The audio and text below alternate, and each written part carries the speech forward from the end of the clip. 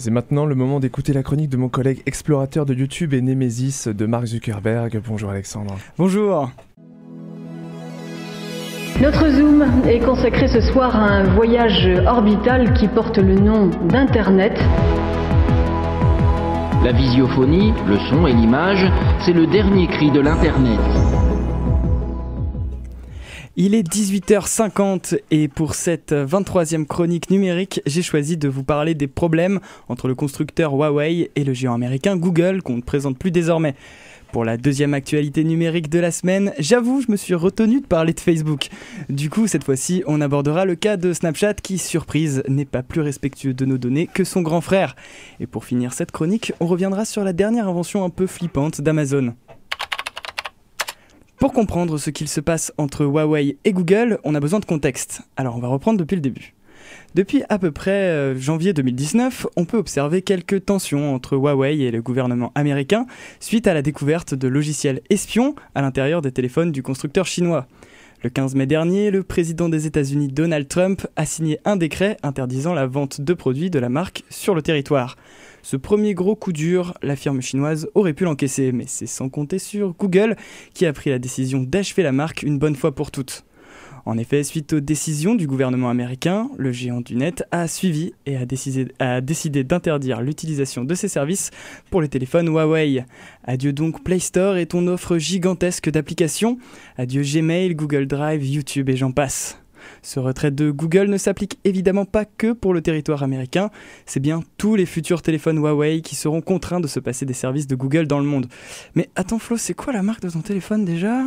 Huawei, je crois. Ouais, c'est ce qui me semblait. Hein. Huawei. Bon, t'inquiète pas, j'ai précisé futur téléphone car si, comme Florian, vous venez de faire l'achat d'un téléphone Huawei, pas de panique, les modèles commercialisés avant la décision de Google ne seront pas affectés. Du moins, pas pour l'instant.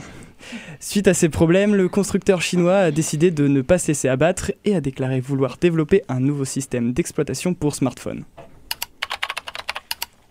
Je vous l'accorde, cette chronique n'est pas la chronique de la sécurité parce qu'on va encore parler d'espionnage. Cette fois-ci, c'est le réseau social Snapchat qui est accusé d'avoir permis à ses employés d'accéder aux données personnelles de plusieurs utilisateurs. Peut-être l'ignorez-vous, mais les réseaux sociaux disposent d'outils permettant de consulter vos données personnelles à tout moment. Cet outil, qui s'appelle SnapLion dans notre cas, doit normalement être réservé aux réquisitions judiciaires pour par exemple faire avancer une enquête. Problème, d'après des témoignages rapportés au site Motherboard, l'outil SnapLion aurait été utilisé à des fins illégitimes. Les données auxquelles certains employés de Snapchat auraient eu accès concernent les snaps enregistrés via Memories, le numéro de téléphone et l'adresse email. D'après le porte-parole du réseau social, la protection de la vie privée est primordiale chez Snapchat.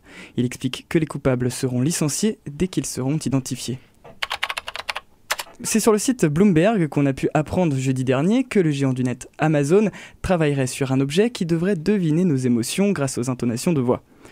Actuellement en développement par l'équipe à l'origine de l'assistant vocal Alexa, cet objet devrait être classé comme technologie de santé et de bien-être.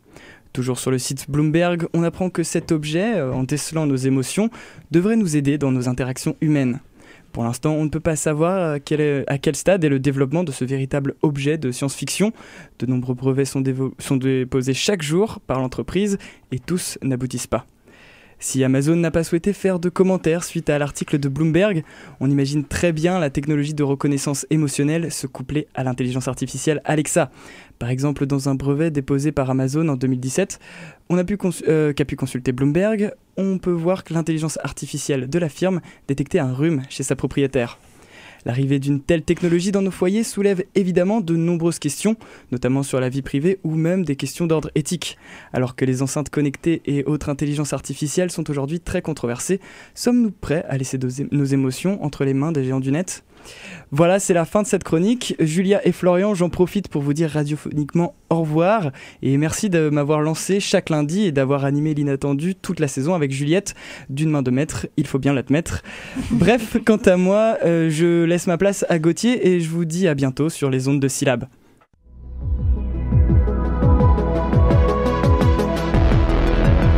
Internet, c'est de la connerie à blanc.